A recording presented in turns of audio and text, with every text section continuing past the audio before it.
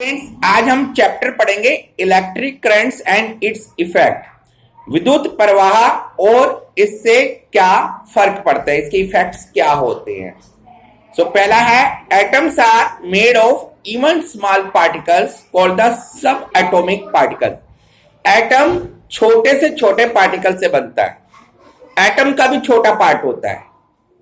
तो अगर हम एटम्स की बात करें तो एटम्स क्या करेगा। अगर मैं बात करूं सॉलिड, लिक्विड, गैस, तीन चीज होती है, तीन फॉर्म्स होती है ना।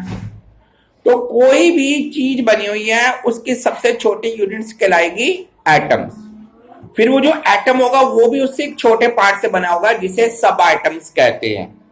ओके, मतलब मैं कहने का मेरा मतलब है कि अगर एक एटम है तो एटम को और मैं आधा कर दूं तो उसका वो सब एटम हो गया। आधा प्लस आधा मिलाकर पूरा हुआ, तो वो जो आधा पार्ट है मैं उसको सब एटम का नाम देता हूं। ओके, आधा प्लस आधा इक्वल टू पूरा, that is the one atom. फिर एटम के बाद फिर आपका नेक्स्ट जो जाएगा वो मॉलिक्यूल्स हो जाएगा। Next, these sub atomic particle include protons, neutrons and electrons.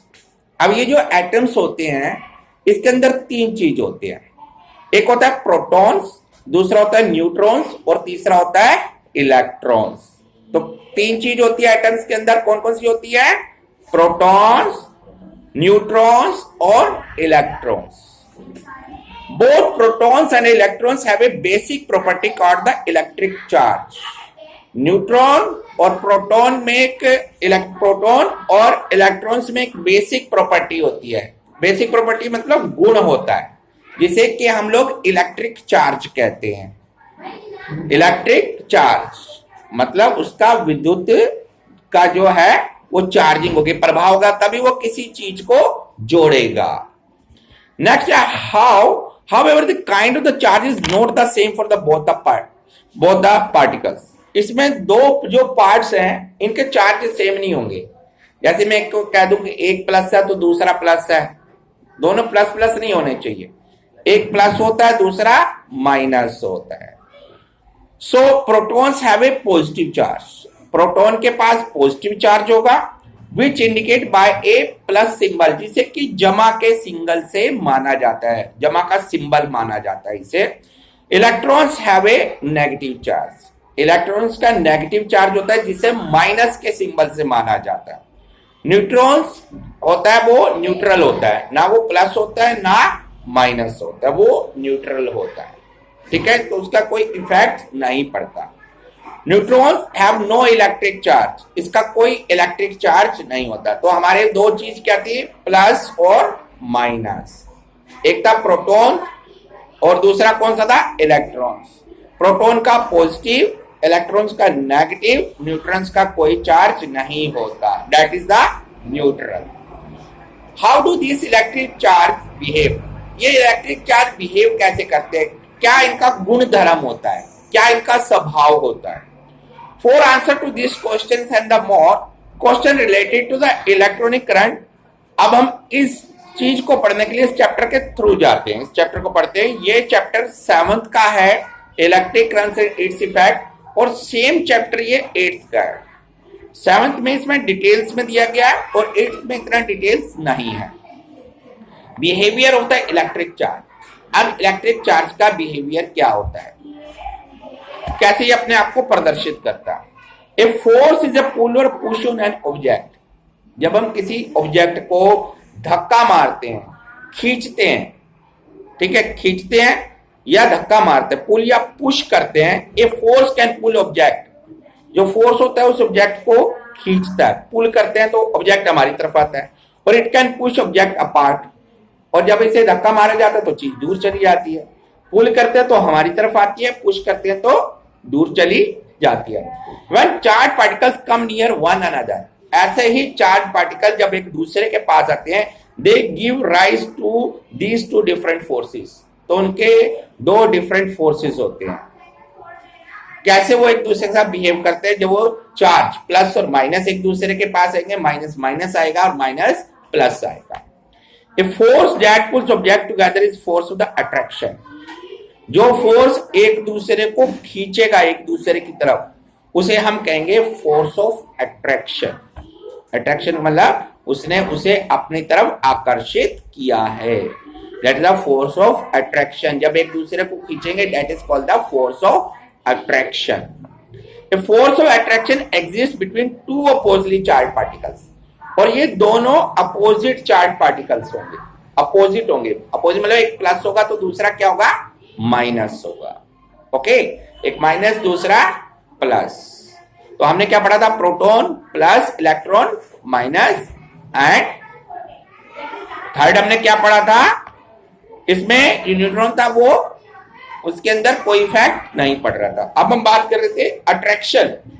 Attraction किसका हुआ, अट्रैक्शन हुआ जो दोनों एक दूसरे से अलग थे, प्लस और माइनस ने एक दूसरे को अट्रैक्ट किया, so that is called the force of attraction. A force of attraction exist between opposite charge particles, जैसे बताते हैं अपोजिट चार्ज पार्टिकल्स करते हैं। So negatively charge electrons are attracted to positively charge particle, तो negative positive के साथ attract होगा। A force that pushes object apart, जब उसको दूर भगा देगा तब वो कहलाएगा फोर्स ऑफ रिपल्शन। जुड़ेगा तो अट्रैक्शन, दूर भगाएगा तो रिपल्शन, तो वो कहलाएगा फोर्स ऑफ रिपल्शन।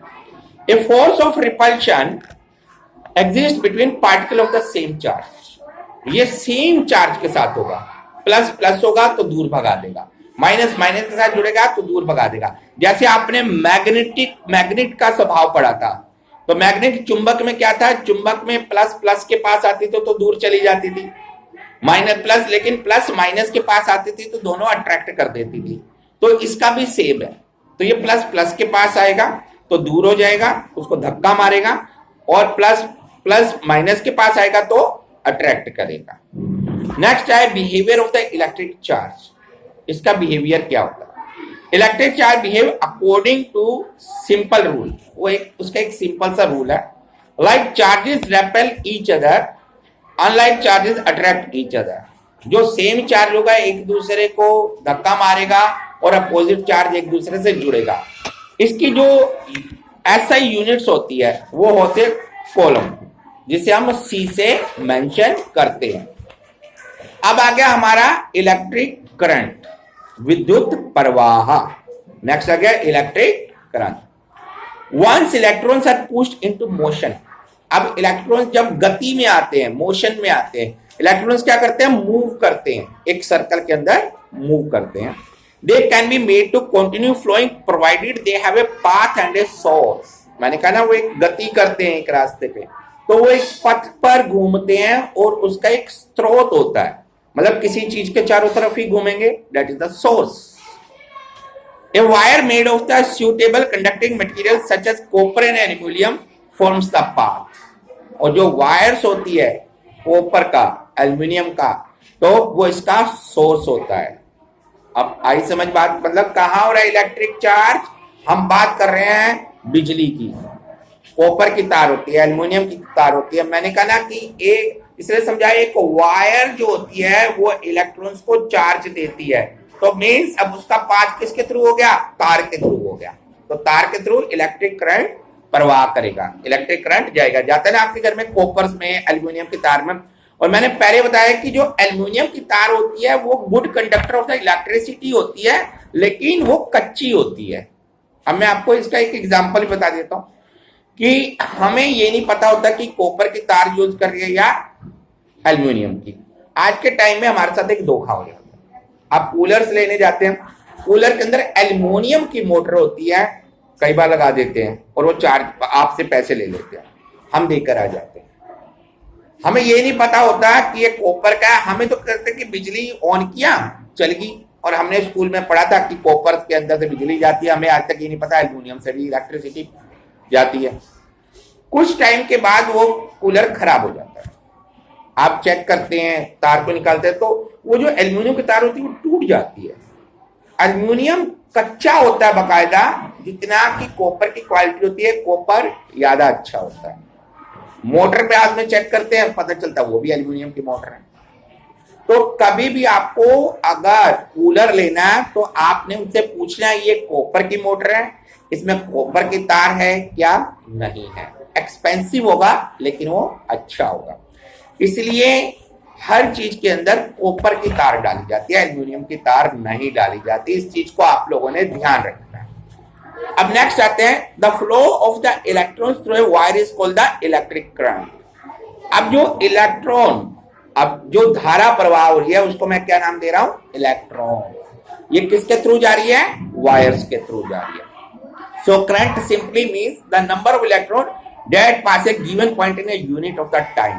तो अब करंट क्या है, करंट ये है कि हर मिनट के अंदर हम कितना करंट भेज रहे हैं, मतलब मेरे हर मिनट में कितना करंट जा रहा है उस तार के थ्रू जा रहा है। ओके, तो क्या हुआ, करंट का मतलब हर मिनट मैं कितना करंट वहां पर भेज रहा हूं, हमारे कॉपर की तार के अंदर करंट कितना फास्ट जा रहा है। So current simply means the number of electron that pass A given point. तो करंट का मतलब है कि कितना इलेक्ट्रॉन एक मिनट के अंदर, कितना इलेक्ट्रॉन तार के थ्रू पार हो रहा है। और the electron rate of the flow means, मैं अब करंट को क्या कह रहा हूं, इलेक्ट्रॉन जो कि मूव कर रहा है तार के थ्रू, कि पर मिनट मेरा कितना करंट जाता है। So the higher the electric current in a wire the more electrons are passing through. The higher the electric current, जितना करंट हायर जाएगा उतने इलेक्ट्रॉन्स ज्यादा जाएंगे। इसका मतलब समझे, मेरी हाई रेशियो की तार है, ओके, मैं एक जनरेटर के साथ लगाता हूं तो, या एसी के साथ लगाता हूं, तो इसका मतलब उस तार से इलेक्ट्रॉन ज्यादा फास्ट जाएंगे, ज्यादा जाएंगे, करंट ज्यादा जाएगा। ओके, बिजली को what is we give the form, electrons हमारे कितने ज्यादा पास हो रहे हैं। तो ज्यादा मोटी तार, ज्यादा इलेक्ट्रॉन्स पार, ज्यादा इलेक्ट्रिसिटी पार, और वो पर मिनट्स में कितनी इलेक्ट्रिसिटी देती है, ये पॉइंट भी इसके साथ रहेगा। आता है ना, तो इसलिए बिजली का खर्चा याद आता है। बिजली का खर्चा मतलब वो तार ज्यादा करंट खींचती है ना। एसी का ज्यादा एक्सपेंस होगा बकायदा की एक सिंपल 15 वाट के बल्ब का। नेक्स्ट है, the symbol of the current in the letter I, the ऐसा unit which the current is express is the ampere. इसे एम्पियर में काट लिखते हैं। इसकी यूनिट क्या है, एम्पियर। आप कभी भी बिजली वाली दुकान पे जाएंगे तो वो आपसे पूछता है कितने एम्पियर का बटन दूं, कितने एम्पियर का स्विच दूं। तो आप बच्चों को पता होना चाहिए कि एम्पियर मींस कि कितना तार में से करंट जाएगा, और कितना एम्पियर मतलब high ampere means more electron, इसके अंदर से ज्यादा इलेक्ट्रॉन्स मूव करेंगे। नेक्स्ट है, द एम्पियर और the amp for the short is the amount of the current that flows past A point पर सेकेंड। इसका मतलब पर सेकंड कितना उस तार में से करंट निकल रहा है।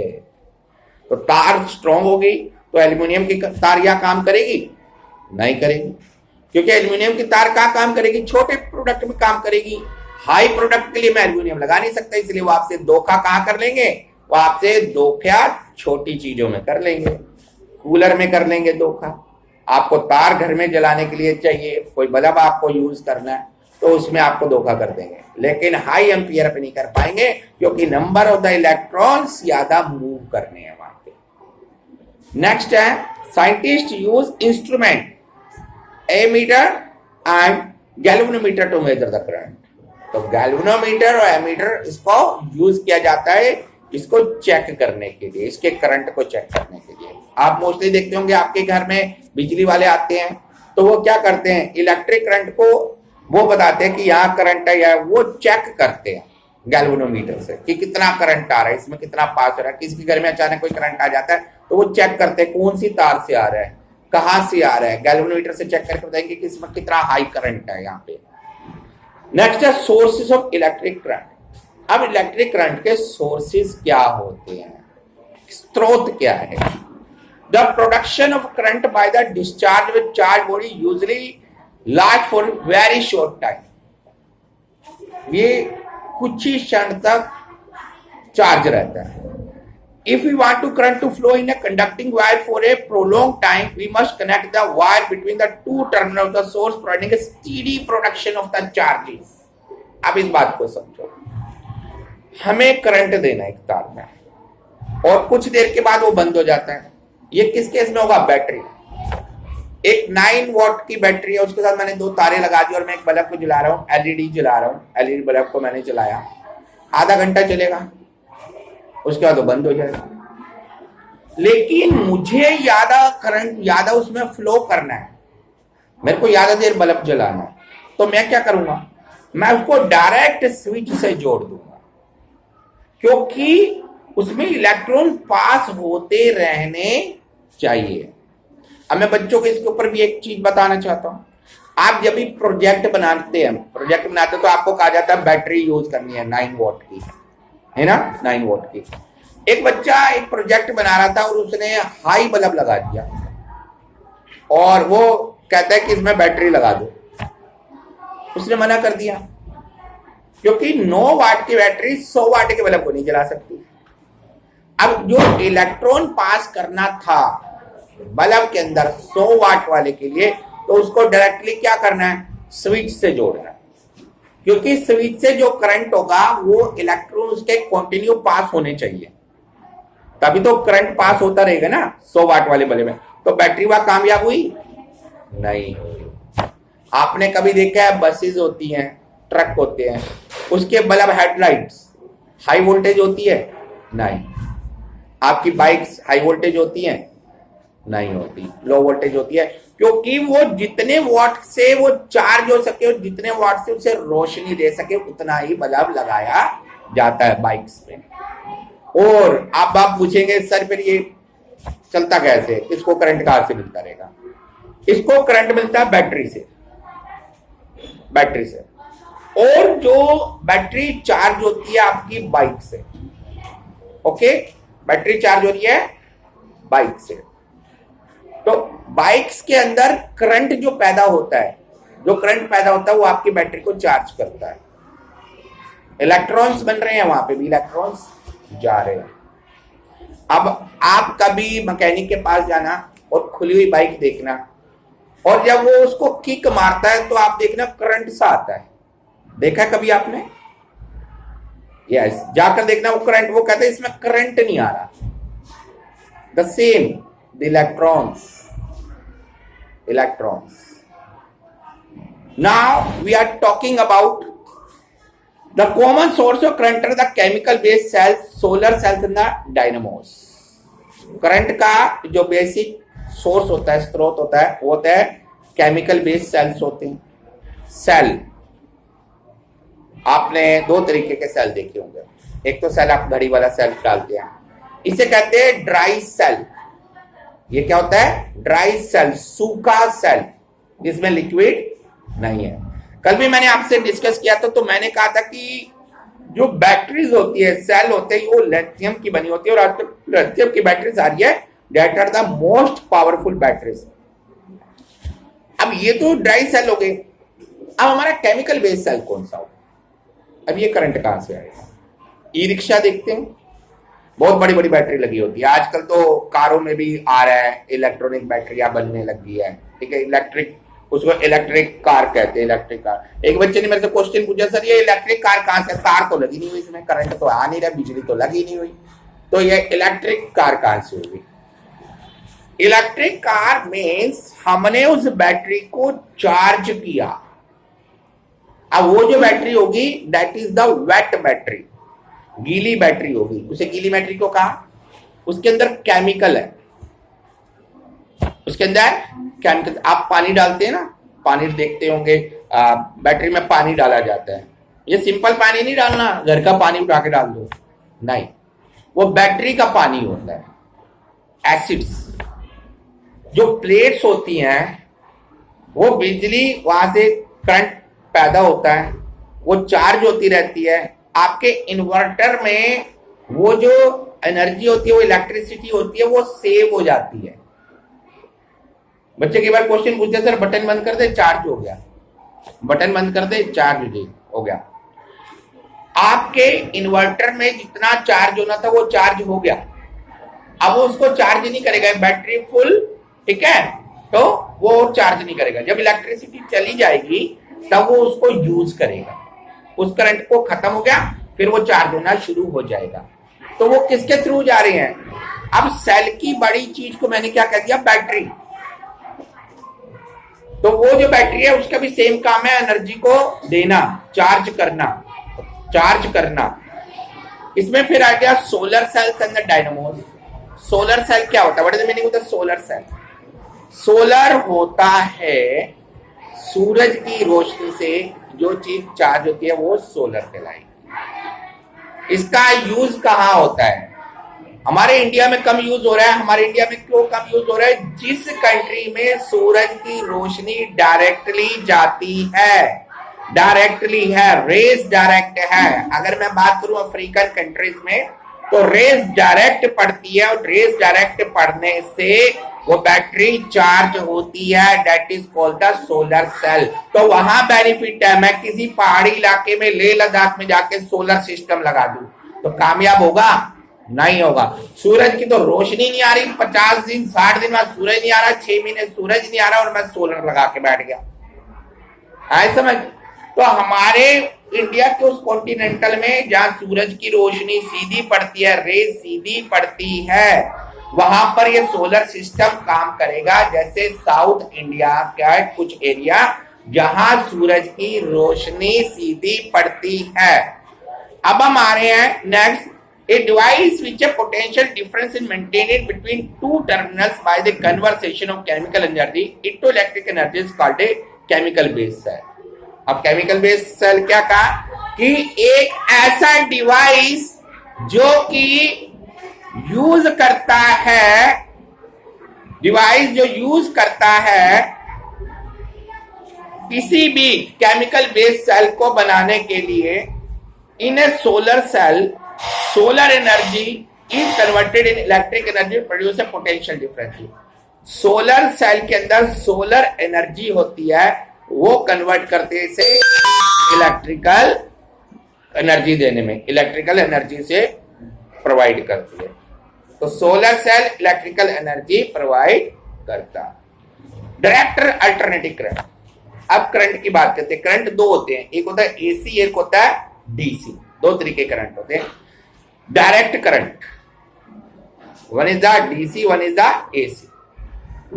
Steady current flowing in one direction only is called a direct current. जो करंट एक ही डायरेक्शन में जाता है that is called the direct current, और सिंपली डीसी, या इसे डीसी कहते हैं।